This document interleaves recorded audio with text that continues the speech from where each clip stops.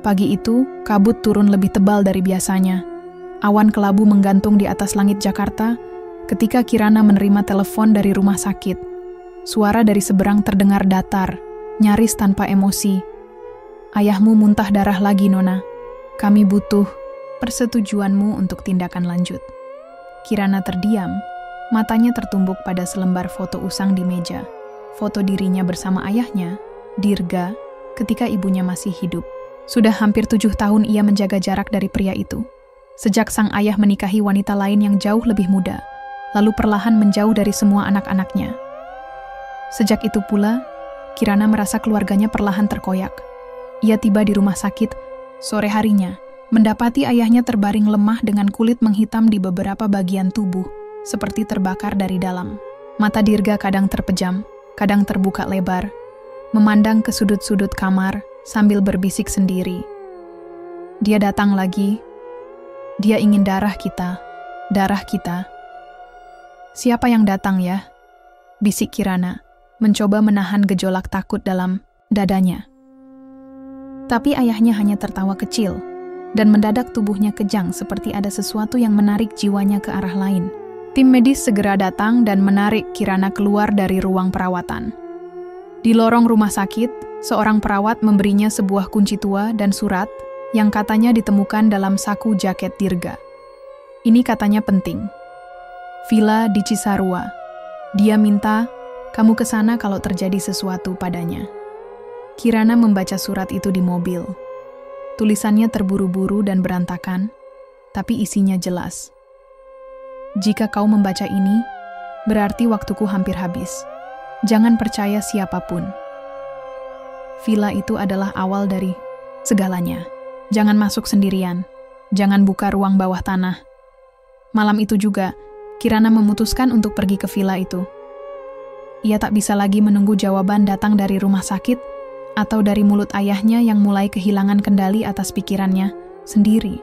Ada sesuatu yang lebih besar di balik penyakit ayahnya.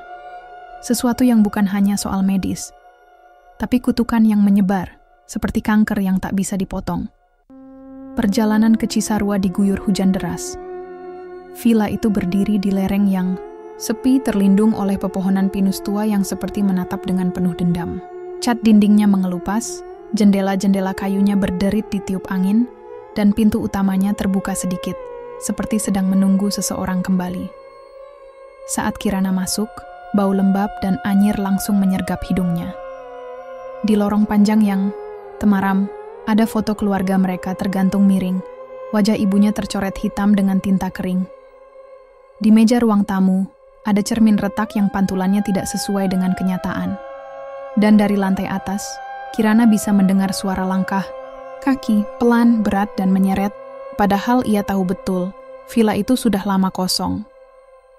Kirana menginjakkan kakinya ke tanah berlumpur ketika mobilnya mogok tepat di jalan masuk menuju sebuah daerah terpencil bernama Larasari. Nama desa itu tertulis samar di plakat kayu berlumut yang hampir rubuh di pinggir jalan.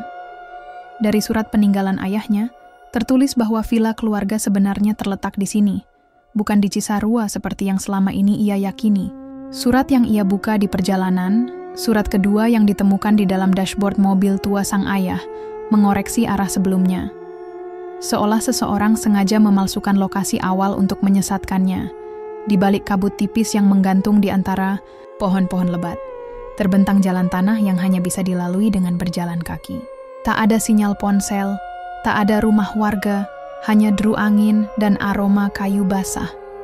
Villa itu berdiri di tengah lahan luas, dikelilingi pagar besi berkarat yang menjalar seperti tulang rusuk mencengkeram. Pintu villa itu masih menganga. Kirana masuk dengan hati-hati. Udara di dalam lebih dingin dari luar.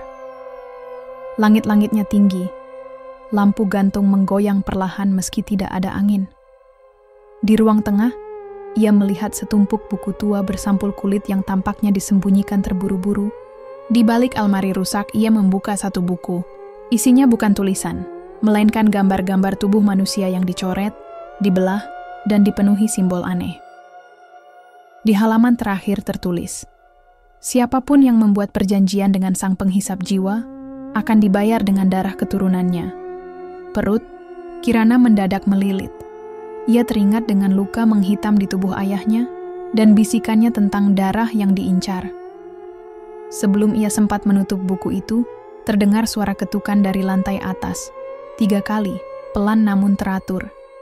Kirana menoleh meneguk ludah. Dengan langkah berat, ia naik tangga kayu tua yang berderit di setiap pijakan. Lantai atas lebih suram.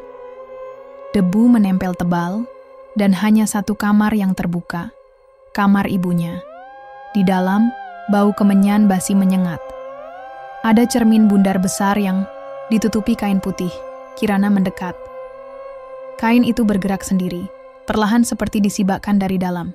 Tanpa sadar ia menariknya. Pantulan yang ia lihat bukan dirinya. Sosok dalam cermin memakai gaun putih dengan mata membelalak lebar.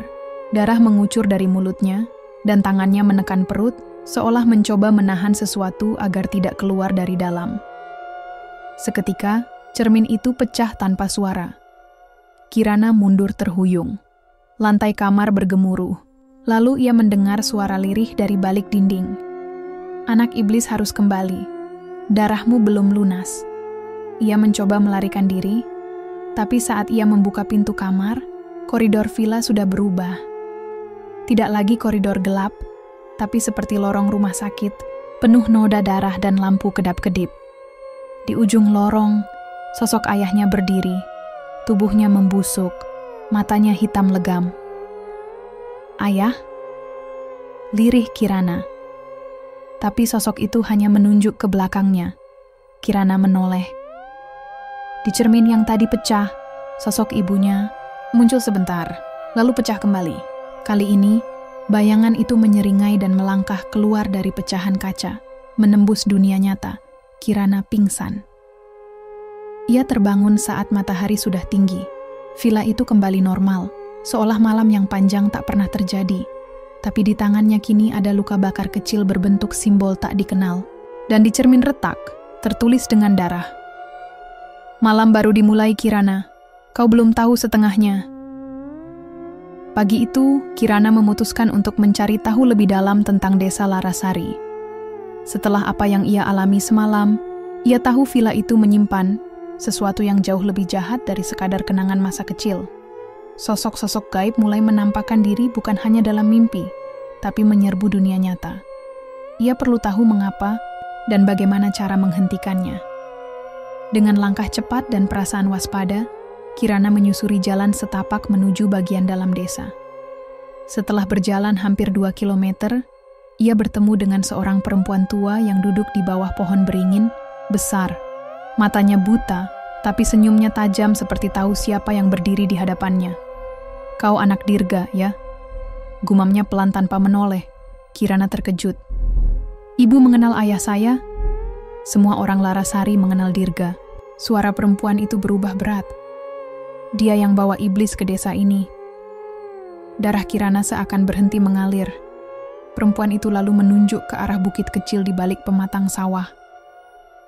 Di sana tempat tubuh-tubuh disembunyikan. Mereka yang dijadikan tumbal agar Dirga bisa kaya. Tapi bukan cuma tubuh yang ditanam, nak. Arwah mereka juga dikurung di bawah tanah. Kirana menatap bukit itu. Tanpa nisan, tanpa tanda. Hanya deretan pohon cemara yang diam dan membisu. Ia mendaki perlahan.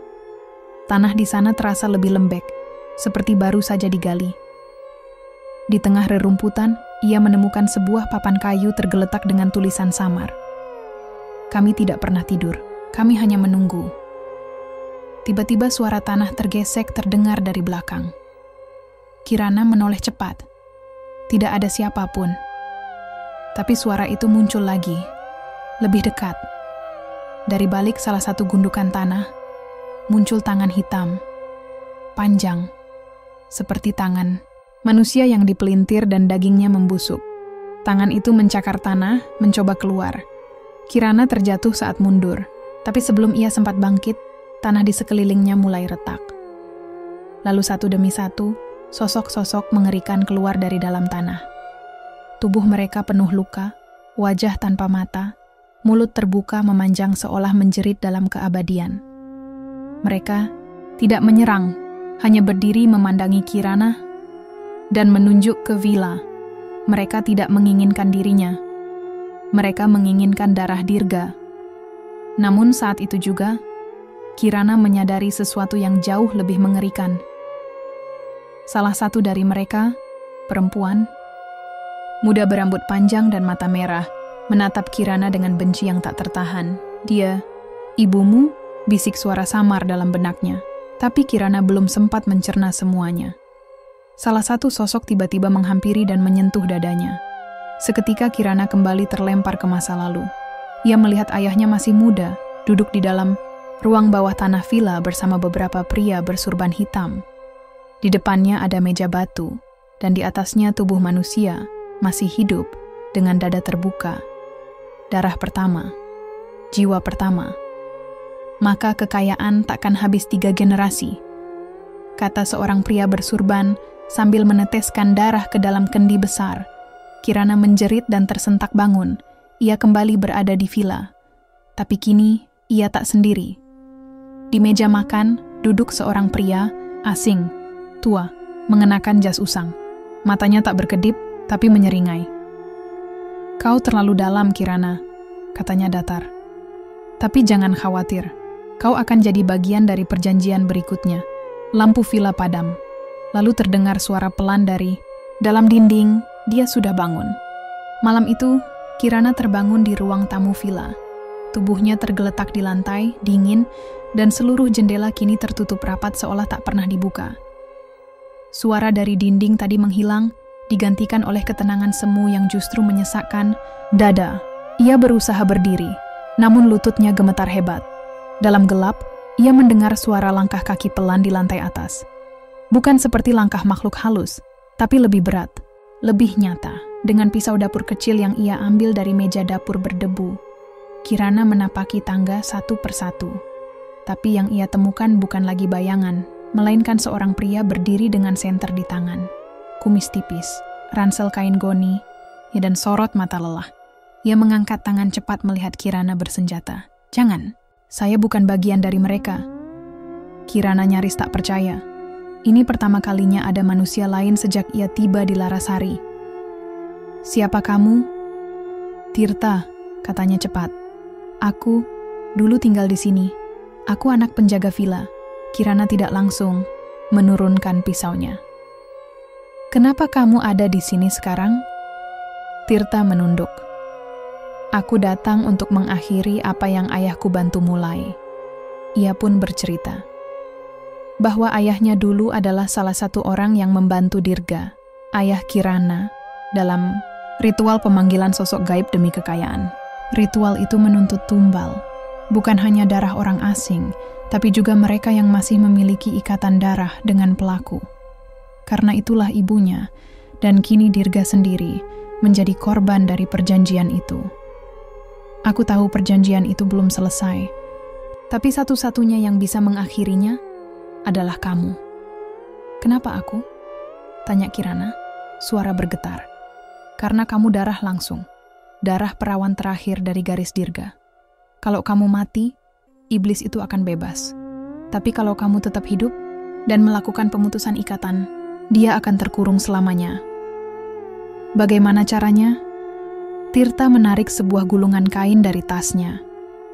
Di dalamnya ada segel kuno, besi hitam dengan ukiran yang tampak membara jika disentuh. Segel ini harus ditanamkan ke jantung sosok yang menjadi wadah iblis. Dan aku yakin, wadah itu sekarang adalah ayahmu. Sebelum Kirana bisa menyerap semua informasi itu, terdengar suara berat dari lantai bawah. Bukan dari lorong, bukan dari dapur, tapi dari ruang bawah tanah. Ruangan yang sejak awal disebut dalam surat ayahnya, "Jangan buka ruang bawah tanah."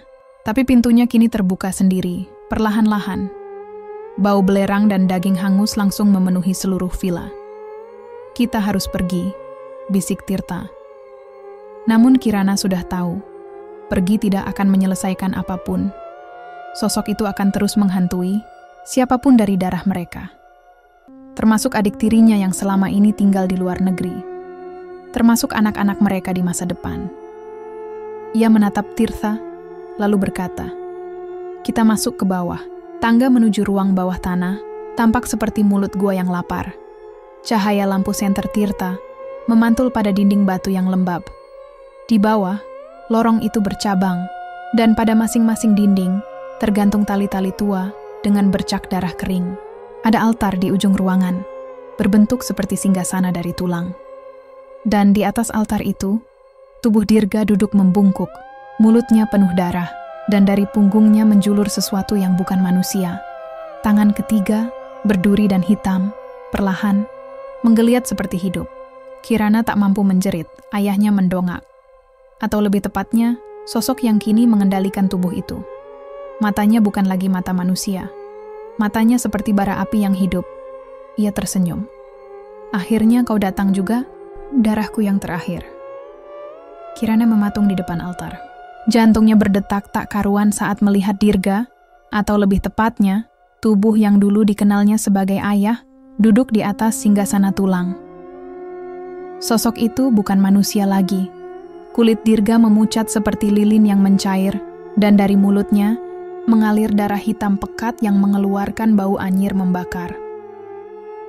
Dari balik punggungnya, tangan ketiga, bertulang, berduri, dan memanjang seperti cambuk hidup, bergerak-gerak sendiri. Tangannya yang lain menggenggam liontin tua. Liontin milik mendiang Ibu Kirana. Ayah, kalau kau masih bisa mendengar aku, lawan dia, kata Kirana dengan suara pecah. Sosok itu tertawa pelan. Suara yang keluar bukan suara Dirga, melainkan seperti dua suara menumpuk. Satu berat dan rendah, satu lagi lirih dan perempuan. Dirga, sudah tidak ada, bisik makhluk itu. Yang tersisa hanyalah wadah. Dan kini giliranmu. Tirta yang berdiri di belakang, Kirana maju dengan segel di tangan. Ia mencabut pisau besi kecil dari sabuknya, bersiap menyerang. Tapi sosok Dirga mengangkat tangan dan seketika Tirta terlempar ke dinding. Tubuhnya membentur dengan bunyi keras. Darah mengucur dari keningnya. Kirana mundur. Tapi tangannya justru meraih segel yang terjatuh. Besi itu terasa panas saat disentuh, seolah menyatu dengan kulitnya. Simbol di tengah segel menyala merah menyilaukan. Aku tidak akan jadi tumbal, seperti ibu, teriak Kirana, lalu mengangkat segel tinggi. Namun, dari tubuh Dirga, tangan berduri meluncur cepat ke arahnya. Kirana sempat menghindar, tapi ujung duri itu mencakar pahanya dan darahnya menetes ke lantai batu. Begitu darah itu menyentuh tanah, lantai berguncang. Dinding ruang bawah tanah mengeluarkan suara erangan, dan dari lorong lain muncul sosok-sosok gaib, tubuh-tubuh korban lama perjanjian. Mereka merangkak, menyeret rantai, dan menangis tanpa suara. Salah satu dari mereka menunjuk ke tubuh Kirana. Darahnya adalah kunci. Seketika Kirana tersadar. Bukan hanya segel yang dibutuhkan, ia harus menjadi penawar. Dengan keberanian yang lahir dari rasa takut dan dendam, Kirana mendekat ke altar. Tubuhnya gemetar, tapi matanya tak berkedip. Ia meraih pisau kecil dari lantai dan menggores tangannya sendiri. Darahnya mengucur ke segel, lalu ia menekankan segel itu ke dada Dirga, tepat di antara tulang rusuk. Tubuh makhluk itu menjerit. Ruangan bergetar hebat. Api biru menyala dari dalam tubuhnya, dan tangan berduri mulai meleleh, mencair seperti lilin. Mata Dirga berkedip sejenak, sekilas menampakkan wajah ayah yang dulu ia kenal. Kirana, lirihnya, maafkan, aku. Lalu tubuhnya terbakar. Sosok-sosok gaib yang memenuhi ruangan menjerit bersamaan. Lalu satu persatu menghilang menjadi abu. Altar runtuh. Dinding ruangan retak. Villa gemetar seperti akan runtuh. Tirta menarik Kirana dari lantai dan memaksanya berlari. Mereka keluar dari ruang bawah tanah tepat sebelum pintu itu ambruk dan terkubur batu-batu besar. Di luar villa, pagi mulai menyingsing. Mereka berdua terduduk di halaman yang basah. Nafas mereka terengah. Villa Larasari berdiri diam, namun jendelanya kini tertutup rapat, seperti dikunci dari dalam untuk selamanya. Apakah sudah selesai? Tanya Kirana dengan suara lirih. Tirta menatapnya lama. Iya, untuk saat ini. Kirana menatap langit, tapi jauh di lubuk hatinya, ia tahu. Kutukan seperti ini tak pernah benar-benar hilang. Mereka hanya berpindah tempat. Sudah 3 hari sejak Kirana meninggalkan Villa Larasari.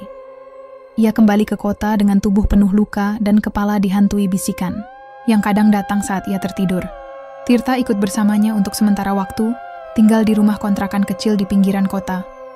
Media tidak memberitakan apapun, tidak ada pencarian villa tua, tidak ada polisi yang datang. Seolah Larasari adalah tempat yang terhapus dari peta dan ingatan dunia. Tapi Kirana tahu, itu bukan akhir. Malam itu, Tirta pulang dalam keadaan panik. Ia baru saja pergi ke rumah Salah, satu temannya, anak dari penjaga villa generasi lama yang selamat. Mereka memburunya, kata Tirta dengan nafas memburu. Siapa? Tanya Kirana. Ada orang-orang yang terikat dengan perjanjian yang dibuat ayahmu dulu. Kelompok mereka masih aktif. Mereka tidak hanya menyembah, tapi juga meneruskan kutukannya. Kirana terdiam. Jadi ini bukan tentang satu iblis saja, Tirta mengangguk. Ini warisan. Dirga hanya salah satu pelaku, tapi jaringannya masih ada, dan sekarang mereka tahu kau hidup. Malam itu, Kirana bermimpi. Dalam mimpi itu, ia berada di ruangan penuh api. Di sekelilingnya, berdiri sosok-sosok berjubah merah. Salah satu dari mereka membuka tudung kepalanya. Wajahnya tak berkulit, hanya otot dan tulang dengan mata kuning menyala. Darah Dirga telah melawan. Tapi darahnya juga pintu, kata makhluk itu. Kami akan membukanya lewat anakmu nanti. Kirana terbangun sambil menjerit. Perutnya terasa kram seperti ditusuk-tusuk. Ia menangis tanpa suara, menggenggam dada yang berdebar hebat. Keesokan harinya, ia memeriksa rumah sakit. Dokter berkata sesuatu yang membuat napasnya berhenti sejenak. Kirana, kau hamil 2 bulan. Di malam yang sama, Tirta memperhatikan seseorang di seberang jalan. Sosok berjubah gelap, diam, menatap jendela rumah mereka. Saat Tirta keluar untuk mengejar, sosok itu menghilang. Hanya menyisakan satu benda di tanah. Kertas lusuh dengan simbol darah berbentuk lingkaran dan kata-kata yang tercoret kasar. Kami akan datang mengambilnya. Kau tidak bisa menghentikan darah. Kirana tahu, perang baru telah dimulai. Dan kali ini, taruhannya adalah nyawa anak yang belum lahir, yang disebut sebagai pintu kedua. Kirana duduk di dalam perpustakaan tua yang nyaris ditinggalkan, jauh dari pusat kota. Dinding-dindingnya berjamur, dan cahaya matahari hanya masuk lewat celah jendela yang tertutup tirai tebal. Tirta berdiri di sisi lain meja, membolak-balik lembaran buku sejarah kuno, manuskrip lokal, dan potongan koran dari puluhan tahun lalu. Lihat ini, kata Tirta sambil menyodorkan sebuah kliping koran tahun 1985. Judulnya, Serangkaian Hilangnya Anak-anak di Desa Belantara Tak Pernah Terpecahkan. Kirana membaca cepat. Nama Dirga disebut, begitu pula dengan seorang tokoh misterius yang dipanggil Pendeta Daging. Orang ini diduga sebagai pemimpin ritual pada masa itu, namun tidak pernah tertangkap. Anehnya menurut catatan, usianya seharusnya sudah lebih dari 100 tahun. Kita cari orang ini, ucap Kirana mantap.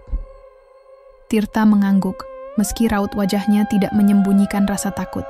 Kalau dia masih hidup, dia bukan manusia biasa. Perjalanan membawa mereka ke pinggiran kota tua bernama Klandara, tempat di mana keluarga besar Dirga dulu berasal. Desa ini tidak ditemukan di Google Maps, bahkan tidak tercatat dalam data administratif. Mereka berjalan melewati jalanan berbatu yang sunyi, menuruni lembah yang dihuni rumah-rumah kayu berlumut. Di sana mereka bertemu dengan seorang pria tua bernama Mbah Seno, mantan juru kunci makam keluarga Dirga. Mbah Seno hanya berbicara setelah mereka menyebut nama Pendeta Daging. Orang itu tak mati. Dia tinggal di bawah tanah secara harfiah, bisiknya. Dia tidak makan makanan, dia makan janji darah. Kirana bingung. Maksudnya, setiap orang yang mengikat perjanjian dengan iblis menyetor darah sebagai janji. Tapi kalau perjanjiannya dilanggar atau belum tuntas, janjinya jadi makanan bagi dia. Semakin banyak yang melanggar, semakin kuat dia. Mbak Seno memberikan selembar peta tua, menunjukkan lokasi reruntuhan kuil tua yang dulunya digunakan untuk ritual. Mereka yang masih hidup, yang meneruskan warisan kutukan, sering berkumpul di sana setiap malam Jumat Kliwon. Kau bisa temukan mereka kalau cukup gila untuk masuk ke tempat itu. Malam itu, Kirana dan Tirta menyusup ke kuil tua di tengah hutan mati. Dindingnya penuh ukiran wajah manusia menjerit, dan lorong bawah tanah dipenuhi bau darah yang tak segar. Di dalam aula utama, mereka bersembunyi di balik pilar batu besar saat mendengar suara nyanyian rendah, seperti mantra yang merayap di tulang belakang. Di tengah ruangan, berdiri 7 orang berjubah merah dengan wajah ditutupi topeng kulit. Di antara mereka, satu sosok tinggi dengan suara berat berbicara. Garis darah Dirga masih bernapas, maka kita harus pastikan pintu terbuka dari rahimnya. Kirana menggigil, mereka tahu ia hamil. Tapi sebelum ia bisa mundur, salah satu dari mereka berbalik dan menatap langsung ke arah tempat mereka bersembunyi. Sorot mata dari balik topeng itu menyala merah. Kita tak sendiri. Tirta menarik Kirana, dan mereka berlari ke lorong lain. Di belakang mereka, teriakan dan derap kaki menggema. Namun lorong itu bercabang, dan tanpa sadar mereka masuk ke ruangan yang dipenuhi tulang-tulang anak kecil yang digantung di langit-langit, membentuk lingkaran. Di tengahnya, sebuah buku tua tergeletak. Kitab pemutus janji, Kirana memungutnya. Isinya menjelaskan tentang ritual pemutusan kutukan. Darah dari garis pertama harus digunakan untuk menandai simbol pada tubuh pemakan janji. Lalu segel api harus dibakar di altar darah. Namun syarat utamanya, darah itu harus dikorbankan. Dengan kesadaran, bukan dalam paksaan, Kirana menatap Tirta. Kita bisa hentikan ini, tapi aku harus ambil risiko. Sebelum Tirta sempat menjawab, langit-langit ruangan terbuka seperti terbelah. Dan dari atasnya, sesosok tubuh besar melayang turun. Tubuh manusia tanpa kulit, matanya penuh darah, mulutnya seperti mulut keempat yang menganga di dada. Sosok itu berbicara dengan 2 suara, satu anak kecil, satu orang dewasa. Aku sudah mencium darahmu sejak di Larasari, Kirana. Kau sudah jadi milikku sejak malam ayahmu melanggar sumpah. Kirana berdiri membeku di hadapan makhluk yang dijuluki pemakan janji. Tubuhnya bergetar, tetapi tangan kirinya masih mencengkeram erat kitab pemutus janji. Tirta berada di sampingnya, bersiap melindungi meski mereka berdua tahu. Tidak ada pisau atau peluru yang bisa menghentikan makhluk seperti itu. Namun sebelum makhluk itu melompat, suara langkah kaki berat terdengar dari lorong seberang. Seluruh ruangan seolah mendingin ketika sosok berkerudung hitam muncul dari bayang-bayang. Ia membawa tongkat pendek yang ujungnya bersimbah darah kering dan kalung dengan liontin berbentuk tengkorak kecil. Makhluk pemakan janji terdiam. Untuk pertama kalinya sejak muncul, ia tampak waspada. Perempuan itu membuka kerudungnya. Wajahnya pucat, tetapi masih menyimpan jejak cantik. Bola matanya kelabu, rambutnya panjang menjuntai tak rapi. Ada luka bakar lama di sisi kiri wajahnya yang belum sepenuhnya sembuh. Tapi Kirana tahu, dia mengenali wajah itu. Kirana, ujar perempuan itu, suaranya serak. Namaku Nirmala, aku saudari ibumu. Kirana terguncang. Tapi, ibu tak pernah bilang punya saudari. Nirmala menatapnya lekat-lekat. Karena aku bagian dari sisi gelap yang ia coba lupakan. Aku saksi hidup perjanjian pertama. Dan aku satu-satunya yang berhasil lolos dari ritual pengikatan. Ia menoleh ke makhluk di tengah ruangan. Makhluk itu seharusnya sudah dikurung. Tapi ayahmu, Dirga, menggagalkan segelnya dengan menyuapkan darah baru. Sekarang, hanya darah keluarga kita yang bisa mengakhirinya, termasuk darahku. Kirana menunduk, mencoba menyerap semua informasi yang datang mendadak. Tirta tampak bingung, tetapi waspada. Kenapa kau muncul sekarang? Tanya Kirana, dan Nirmala. menatapnya dengan sorot mata yang penuh beban. Karena kamu hamil, dan anakmu bisa menjadi kunci kehancuran atau kunci keselamatan, tergantung siapa yang lebih dulu menyentuh jiwanya. Makhluk pemakan janji menggeram. Kalian pikir darah bisa mengikat segalanya, tapi aku tidak butuh darah kalian lagi. Aku hanya butuh waktu, dan waktu kalian hampir habis. Dinding ruangan mulai retak, simbol-simbol kuno di lantai menyala. Altar darah di pojok ruangan mendidih dengan cairan hitam pekat.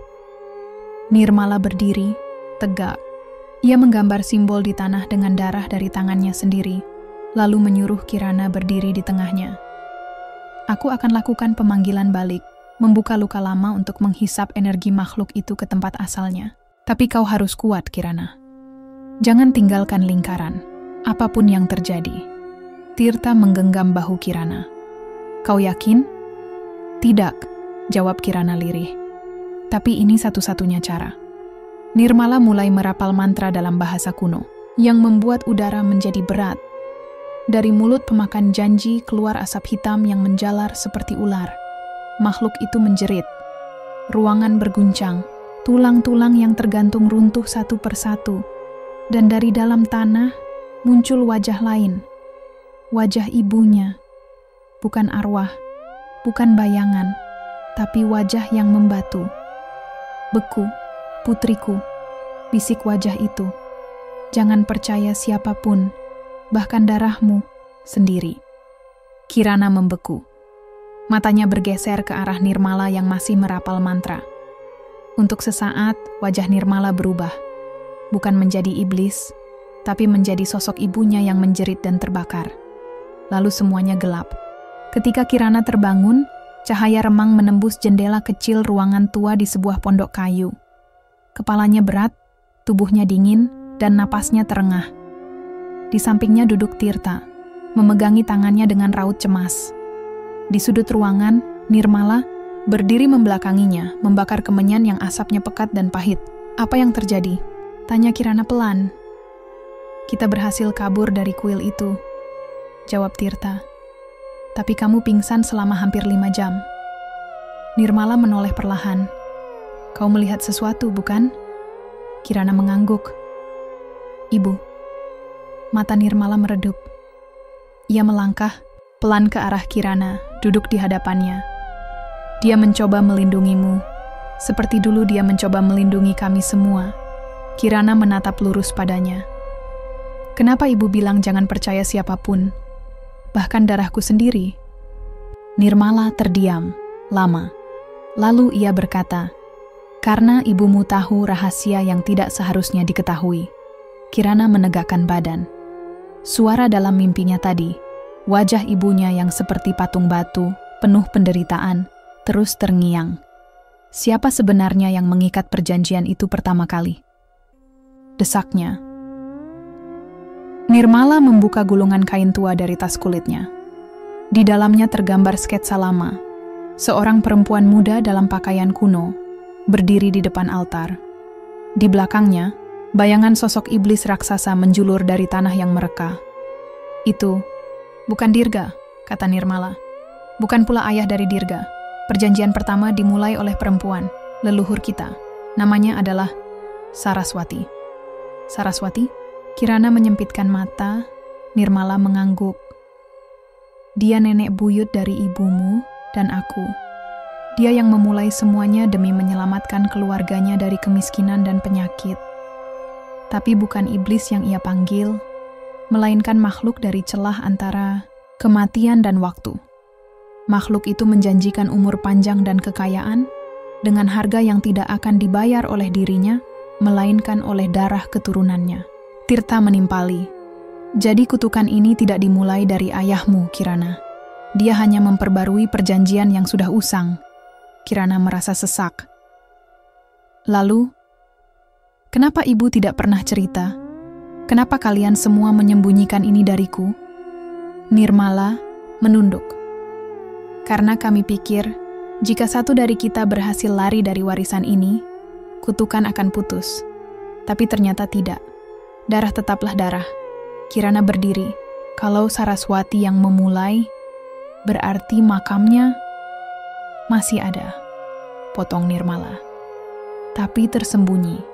Dan jika kau ingin menghentikan ini semua dari akar, kau harus ke sana. Malam itu, Kirana menatap bulan dari jendela pondok. Tirtha sudah tertidur. Namun dalam keheningan, Kirana melihat Nirmala berdiri di luar rumah, berbicara dengan seseorang di bayang-bayang pohon. Kirana mengintai diam-diam. Dan hatinya tercekat, orang itu memakai jubah merah. Salah satu dari 7 pemuja di kuil. Kirana menutup mulutnya, menahan napas. Nirmala menerima sesuatu dari sosok itu, sebuah botol kecil berisi cairan hitam. Bisikan mereka terdengar samar. Asalkan dia melahirkan, kita bisa mengikatnya kembali. Janji itu akan sempurna. Kirana mundur, kembali ke dalam dengan tubuh gemetar. Kali ini, ia yakin Nirmala tidak sepenuhnya berada di pihaknya. Dan jika ia ingin menyelamatkan anaknya, ia harus menemukan makam Saraswati dan menghancurkan ikatan itu sendiri, tanpa bantuan siapapun.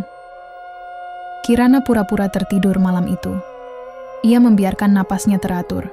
Tubuhnya tetap terbaring di atas tikar lusuh, tapi matanya awas di balik kelopak yang setengah terbuka. Di pojok ruangan, Tirtha masih lelap. Nirmala duduk di dekat tungku, membalik-balik halaman kitab tua sambil berbisik lirih dalam bahasa yang tidak dimengerti. Kirana bisikan itu seperti merapal. Sejak percakapan rahasia yang Kirana dengar di bawah cahaya bulan, segalanya menjadi jelas. Nirmala tidak datang hanya untuk membantu. Ia datang dengan rencana sendiri, memastikan anak yang dikandung Kirana lahir sebagai kelanjutan perjanjian. Darah segar yang ditunggu sekte, darah murni keturunan Saraswati. Pagi harinya, Kirana bertindak. Besok aku ingin ke makam Saraswati, katanya tenang sambil menyiapkan air panas. Jika benar dia akar dari semuanya, maka di sanalah jawabannya. Nirmala menatapnya curiga, tapi tersenyum samar. Itu berbahaya. Tempat itu dijaga oleh mereka yang tak mati dengan tenang. Aku tidak takut, jawab Kirana. Tirtha menoleh dari pojok ruangan. Aku ikut. Kirana memotong cepat. Tidak, aku butuh kamu tetap di sini dan jaga tempat ini. Kalau sesuatu terjadi, aku butuh tempat untuk kembali. Tirtha terlihat kecewa, tapi mengangguk. Namun itu semua adalah bagian dari rencana Kirana malam itu. Kirana mengajak Nirmala diam-diam ke dalam hutan yang disebut sebagai hutan perawan, tempat yang konon menyembunyikan makam Saraswati. Tapi sebelum pergi, Kirana menyelipkan surat kecil ke dalam saku jaket Tirtha, berisi petunjuk. Ikuti jejak kami dari jauh, jangan sampai ketahuan. Perjalanan menyusuri hutan memakan waktu 2 jam. Kirana berpura-pura lelah dan sering berhenti, padahal diam-diam ia menandai pohon-pohon dengan goresan kecil, agar Tirtha bisa mengikuti. Akhirnya mereka sampai di sebuah lapangan sunyi, yang dikelilingi pohon beringin tua. Di tengahnya, batu nisan setinggi 2 meter berdiri mencuat. Tertulis dalam huruf aksara kuno, Saraswati. Pemilik janji pertama pemecah waktu, penanam darah Kirana mendekat. Kita harus buka makam ini, katanya.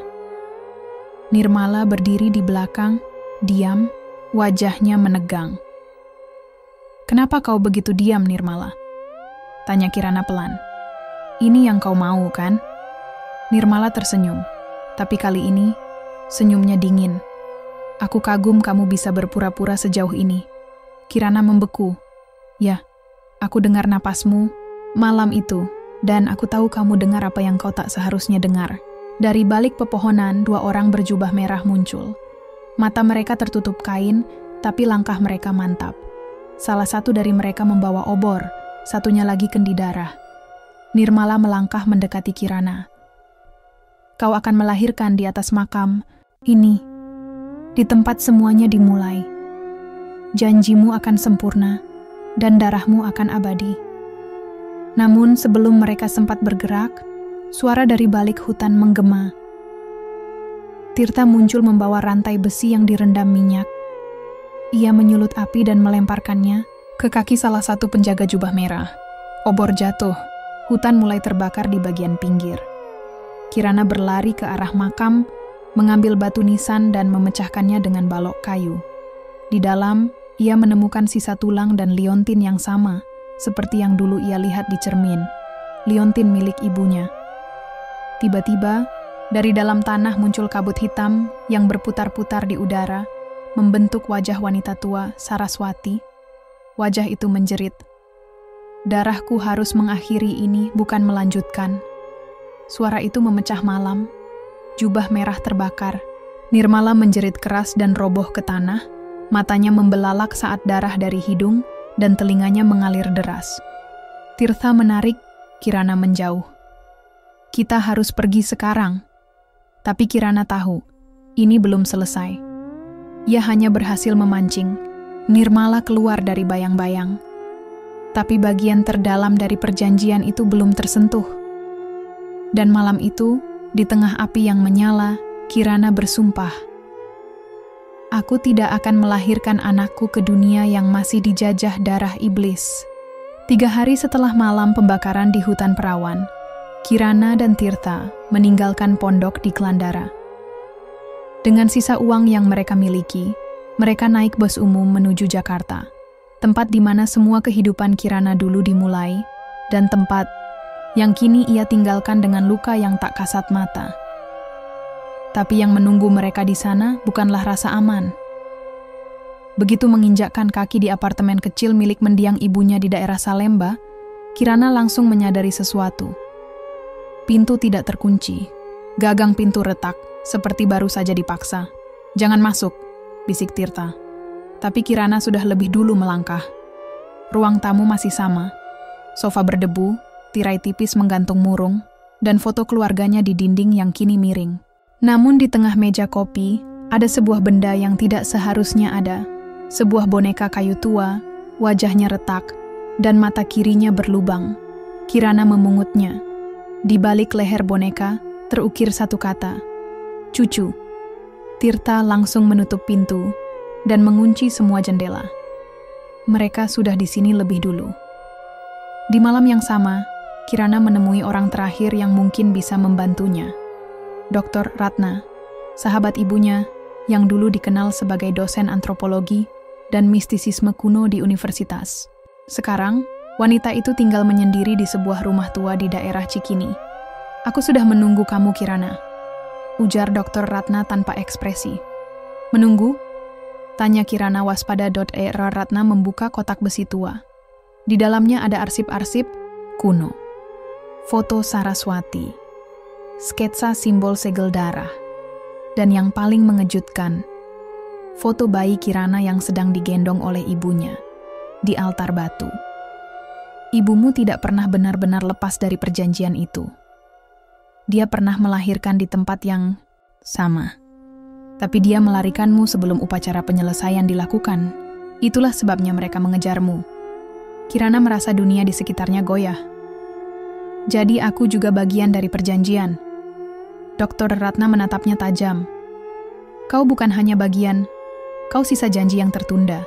Dan sekarang, dengan kehamilanmu, mereka melihat kesempatan untuk menyempurnakannya." Tirtha yang sedari tadi diam, bersandar ke dinding.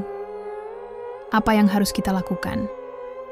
Dr. Ratna mengeluarkan sebuah gulungan peta spiritual, lokasi-lokasi di mana simbol segel dapat dibangkitkan. "Ada satu cara untuk menutup perjanjian secara permanen, tapi tidak akan mudah. Kau harus pergi ke Rawadamar, tempat di mana darah Saraswati pertama kali ditumpahkan.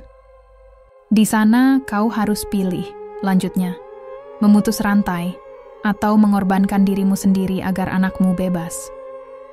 Malam semakin pekat saat Kirana berdiri di balkon apartemennya. Kota Jakarta di kejauhan tampak sibuk seperti biasa, tetapi kini baginya tidak ada tempat yang benar-benar aman.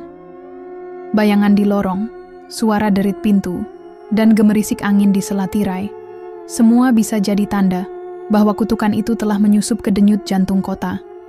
Ia mengusap perutnya yang mulai membesar. Lalu, berbisik, "Kita akan lawan ini, nak, sampai akhir." Kabut tipis turun di pagi hari saat Kirana dan Tirtha meninggalkan Jakarta menuju Rawadamar, Sebuah kawasan rawa yang terletak di antara perbatasan provinsi, dikenal angker dan tidak pernah dikembangkan. Rawa itu ditandai dalam gulungan peta kuno milik Dr. Ratna dan diyakini sebagai lokasi tempat darah Saraswati pertama kali ditumpahkan, tempat semua janji gelap dimulai. Perjalanan mereka melewati jalur tikus, perkebunan liar, dan rawa-rawa kecil. Semakin jauh dari kota, sinyal telepon hilang dan langit makin mendung. Di tengah perjalanan, Kirana mulai merasakan perubahan pada Tirtha. Ia menjadi pendiam. Tatapannya sering kosong dan tangannya gemetar ketika menyentuh simbol segel yang diberikan oleh Dr. Ratna. "Apa kamu baik-baik saja?" tanya Kirana. Tirtha mengangguk pelan. "Ya, hanya lelah." Tapi Kirana tahu, ada yang disembunyikannya. Mereka berkemah di pinggiran rawa damar malam itu. Suara binatang malam seperti digantikan oleh dengungan rendah yang menusuk telinga.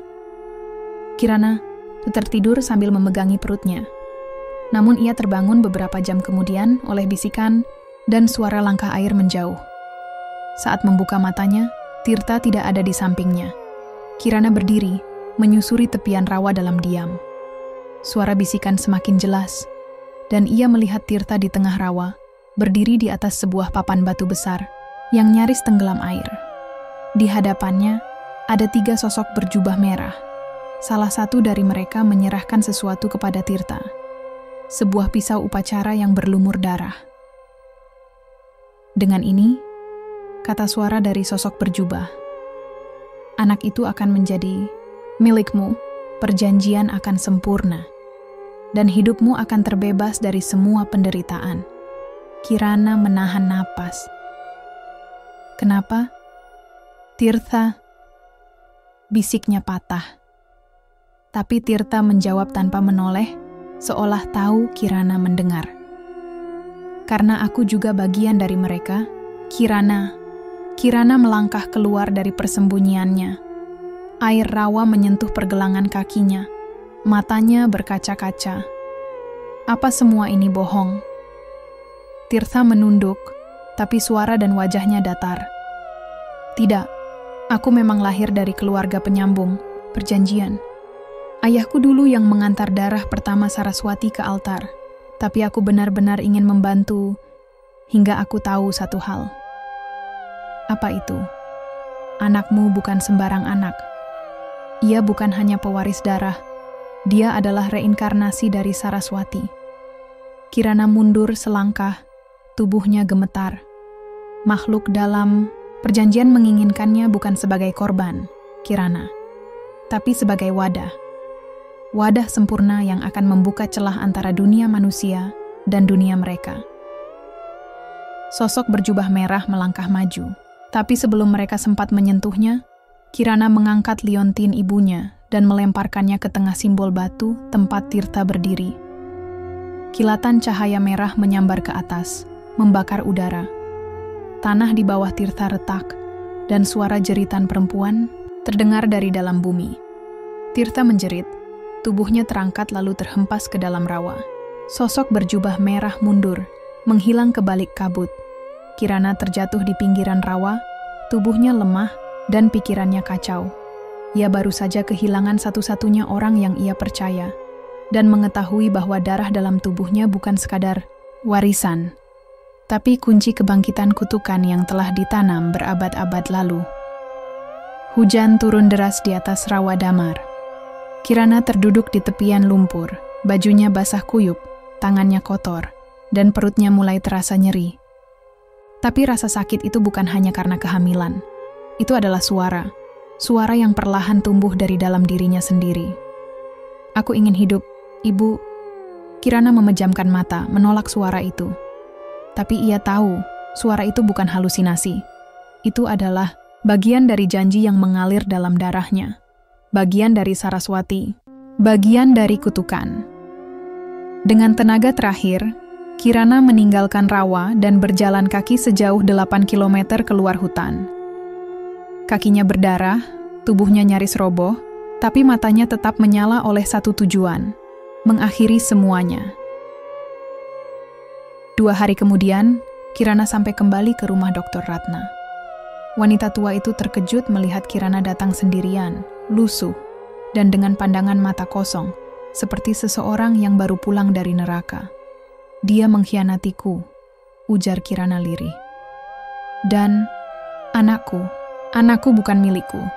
Dia bukan manusia biasa." Dr. Ratna menarik napas dalam. Ia membuka sebuah kotak kayu yang selama ini disimpan di balik rak buku. Di dalamnya ada seikat kertas mantra, pisau tulang, dan sebuah liontin hitam yang tampak seperti membara meski tanpa api. Ini adalah satu-satunya peninggalan dari aliran pemutus warisan darah. Tapi penggunaannya berbahaya, hanya bisa dilakukan oleh ibu kandung yang siap berkorban. "Apa maksudmu?" "Segel ini bisa mengunci roh Saraswati yang tumbuh di dalam anakmu. Tapi sebagai gantinya, jiwamu akan hancur. Kau akan tetap hidup, tapi tubuhmu akan kosong.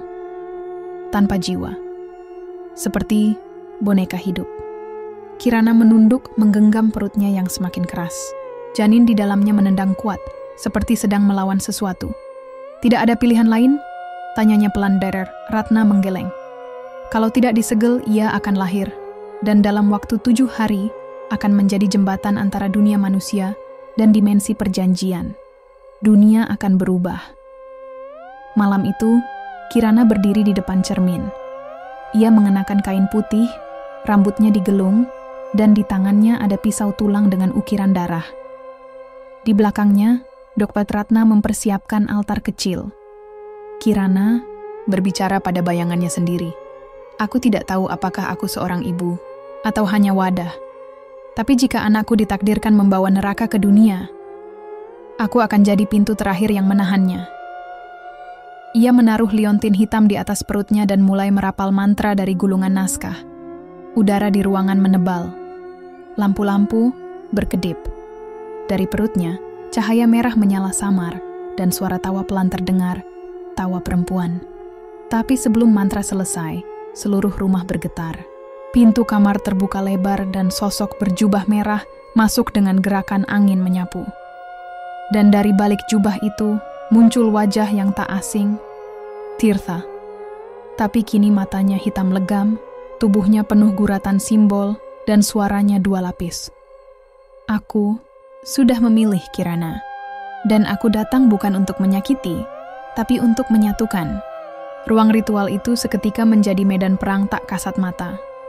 Tirtha, atau sosok yang kini menguasai dirinya, berdiri mematung di ambang pintu. Tubuhnya diselimuti kabut hitam pekat yang menjalar seperti belatung di kulitnya. Suaranya berat dan bergema 2 lapis, menyatu dengan nyanyian iblis yang hanya bisa didengar oleh mereka yang darahnya terikat. "Anak itu akan lahir malam ini," ujarnya datar, "dan aku akan menyambutnya. Tidak sebagai ayah, tapi sebagai penjaga pintu antara dunia." Dr. Ratna segera menarik Kirana ke belakang altar. Ia membuka gulungan mantra terakhir, mantra segel penghabisan. "Kirana, cepat. Duduk di tengah lingkaran. Kita harus mulai sekarang sebelum jiwamu runtuh sepenuhnya." Tapi Kirana ragu. Tangannya gemetar. Air mata mengalir tanpa henti. Di hadapannya berdiri sosok yang dulu ia percaya, yang dulu menolongnya, dari vila, dari kutukan. Tapi kini, Tirtha telah menjadi musuhnya. Dan anak dalam kandungannya, anak yang belum pernah ia gendong, belum pernah ia beri nama, akan jadi korban jika ia tak bertindak sekarang. Tirtha melangkah perlahan, melewati batas lingkaran simbol darah yang digoreskan Dr. Ratna di lantai. Tapi tiba-tiba, tubuhnya terpental ke belakang, terlempar oleh dinding energi tak kasat mata. Dadadar. Ratna berteriak, "Lingkaran ini akan bertahan sampai kau selesai. Baca mantranya sekarang, Kirana." Kirana menunduk, tangan gemetar membuka naskah. Tua, ia mulai membaca. "Dengan darahku yang hidup, dengan jiwa yang akan padam, kupatahkan rantai pertama, kukunci celah keturunan. Kembalilah ke tempatmu, Saraswati." Cahaya merah menyala dari perut Kirana. Ia menjerit, tubuhnya melengkung menahan, rasa sakit luar biasa. Di dalam rahimnya, sesuatu menggeliat seperti makhluk yang mencoba melawan mantra. Tirtha meraung dari luar lingkaran. Tubuhnya terbakar perlahan oleh simbol yang menyala di dinding. "Berhenti, Kirana," teriaknya. "Itu bukan caramu menyelamatkan dunia. Itu anakmu. Itu warisanmu." Tapi Kirana terus membaca, meski darah mulai mengalir dari hidungnya. Cahaya merah kini berganti menjadi putih keperakan. Udara di ruangan membeku. Lampu meledak satu persatu. Seketika, waktu berhenti. Dalam kesunyian itu, Kirana berdiri di sebuah ruang kosong, putih, sunyi, tak berdinding. Di hadapannya berdiri seorang perempuan tua berambut perak, mengenakan gaun merah darah. Wajahnya cantik, agung, namun penuh luka. Saraswati, anak kecil yang keras kepala. Katanya, "Kau rela kehilangan segalanya hanya untuk menutup pintu yang akan membuka dunia baru." Kirana menatapnya, mata penuh tangis. "Kau bukan ibuku, kau bukan nenekku, kau hanya makhluk yang rakus." Saraswati tersenyum, namun senyum itu pecah. "Aku tidak akan pergi sendiri." Seketika sosok itu terpecah menjadi kabut dan menghantam tubuh Kirana. Tapi Kirana menjerit keras, menyelesaikan bait terakhir. "Darahku bukan rantai, rahimku bukan wadah. Aku ibu, bukan penjaga iblis." Seketika tubuh Kirana terpental, dan waktu kembali bergerak. Tirta meledak menjadi debu hitam. Dr. Ratna roboh tak sadarkan diri. Dan Kirana tergeletak di lantai, matanya terbuka. Namun tak bernyawa. Tubuhnya hidup. Tapi seperti yang telah dijanjikan, jiwanya hilang. 1 minggu kemudian, di rumah sakit kecil di pinggiran kota, seorang bayi perempuan dilahirkan dengan tenang oleh tubuh Kirana yang kini kosong. Dr. Ratna yang kini duduk di kursi roda menggenggam tangan. Kirana yang hanya menatap langit-langit kosong. "Anakmu selamat, tapi kau tak bisa melihatnya." Dan dari kejauhan, di lorong rumah sakit yang sepi, seseorang mengambil foto bayi itu diam-diam. Seseorang yang mengenakan cincin dengan simbol darah berbentuk ular melingkar. 2 tahun telah berlalu sejak malam ketika Kirana mengorbankan jiwanya demi menyelamatkan dunia dari kebangkitan iblis yang diwariskan oleh Saraswati. Tubuhnya masih hidup. Ia duduk di kursi roda di rumah perawatan sederhana milik Dr. Ratna. Rambutnya memutih sebelum waktunya. Matanya kosong menatap jendela, bibirnya tak pernah lagi mengucap sepatah kata pun. Tapi setiap malam, ketika cahaya bulan menyelinap lewat tirai, ia menangis. Tanpa suara, hanya air mata. Sementara itu, bayi yang ia lahirkan, yang dinamai Aluna oleh Dr. Ratna, tumbuh sebagai anak yang tampak normal. Matanya bening, senyumnya hangat. Tapi ada sesuatu dalam dirinya yang sulit dijelaskan. Kadang, saat ia marah, kaca pecah tanpa disentuh. Ketika ia ketakutan, suhu ruangan bisa turun drastis. Namun tidak ada simbol kutukan di tubuhnya. Tidak ada suara gaib. Tidak ada luka darah atau mimpi iblis. Karena segel, Kirana berhasil. Suatu malam, ketika Dr. Ratna mengganti selimut Kirana, ia menemukan ukiran samar di punggung tangan Kirana. Ukiran itu berbentuk lingkaran patah, simbol segel, kuno yang telah dibakar sempurna. "Dia telah menutup pintunya sendiri," bisik Dr. Ratna haru. "Dengan tubuhnya sendiri, namun dunia tidak pernah sepenuhnya lepas dari bayang-bayang gelap. Di tempat jauh, di ruang bawah tanah yang gelap di luar negeri, seorang pria dengan jubah merah duduk di depan altar. Ia membuka sebuah buku besar dengan sampul kulit dan simbol iblis. Di tengah halaman terakhir, yang semula kosong, kini muncul nama yang baru saja tertulis, Aluna Saraswati, anak dari tubuh tanpa jiwa. Pria itu tersenyum tipis, lalu menulis di bawahnya, "Tertunda bukan berarti berakhir." Namun di halaman terakhir buku itu, tepat di bawah tulisan tersebut, tinta darah yang menulisnya perlahan mengelupas, seperti ditolak oleh kertas itu sendiri. Aluna duduk di jendela rumahnya, memandangi langit malam. Di tangannya, ia menggenggam liontin peninggalan ibunya. Tiba-tiba ia berbisik sendiri, "Aku bukan dia." Dan di kejauhan, angin membawa bisikan lembut. Suara Kirana, samar namun nyata. Kau bebas. Jangan izinkan mereka menuliskanmu lagi.